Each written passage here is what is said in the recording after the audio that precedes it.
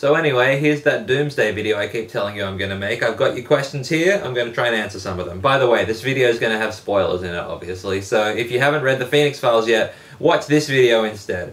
Now, the most common stuff that you guys wanted to know, and I probably shouldn't be surprised by this, was what happens to the characters after the series is over. And most of these questions were some variation on, does Jordan and Luke get married and live happily ever after and whatnot? I actually don't want to say too much about this because I wrote the ending the way that I wrote it on purpose, and I did leave it a little bit open-ended on purpose because I didn't want to do the whole J.K. Rowling 19 years later thing. And actually, I think you kind of have my best answer already at the end of the book, where Luke says he doesn't know where he's going, but he knows who he's going with. After all the trauma of the last 100 days, trauma that's bound together not just Luke and Jordan, but all of their families, I can't really imagine them just kind of going their separate ways and living their normal lives again. I think, like Luke says, whatever they do next, they'll do it together. Does that mean that Luke and Jordan live happily ever after and get married and have lots of attractive babies?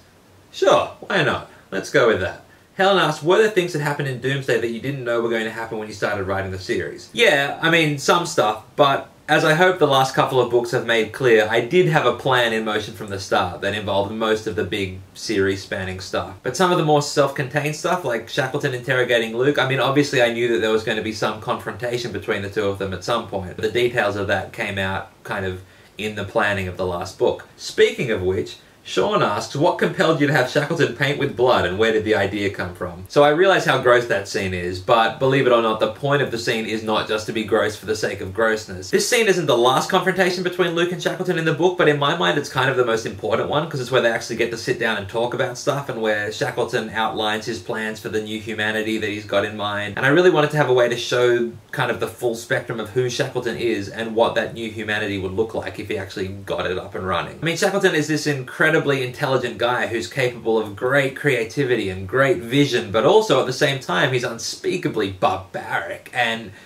in the painting scene, both of those extremes kind of come together in the same art project. Shackleton is being creative and he's making art, and that's one of the coolest and most profound things that we get to do as human beings, but at the same time he's taking sick pleasure in this extreme act of depravity and revenge. And so it's both at once, and I think Shackleton is always both at once. His problem isn't that he's dumb or that he doesn't have enough information. He's incredibly intelligent. His problem is that he set himself up as his own arbiter of right and wrong. He set himself up as the ultimate authority of good and evil, and that is not a good plan for him. The irony is that Shackleton mocks the idea that Luke's generation is going to be the one that pulls itself up by its own bootstraps, when in reality he's prescribing basically the same thing himself, that humanity can save humanity, and I really just don't think that's a good plan. If it was as simple as Shackleton says, if we just need a change of leadership and if we just get everybody educated and following the rules, things will be sweet,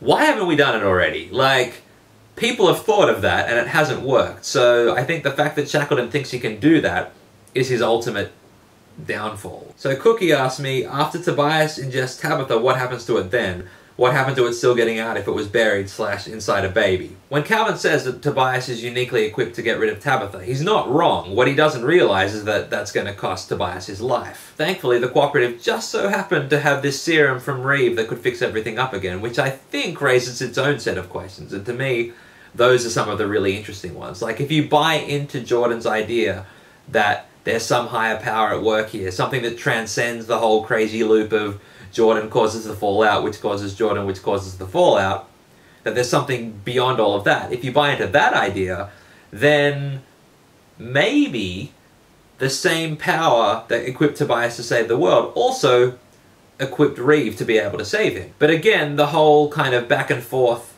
of the series has been, is it all random?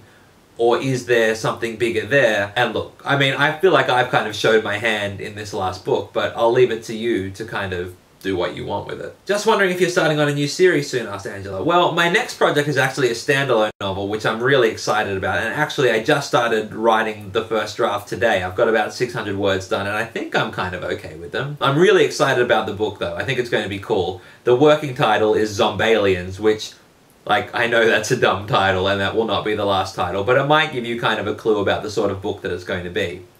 Or maybe not. In the meantime, if you're looking for something cool to read, I'm halfway through this book called called The Sky So Heavy by Claire Zorn, and it's really, really good. She's a new Australian author. This is her first published novel. It's about teenagers surviving a nuclear winter, and it's really cool, and I think if you like the Phoenix Files, you'll like this. Anyway, my battery's running out, so I've got to quickly end this video. I'll maybe make another video soon, but every time I say that I don't, so we'll see. Anyway, if you've got more questions, then email me. I'll keep you posted about the new project, etc. That is all. Bye. Love Direction. A One Direction fanfiction. Description.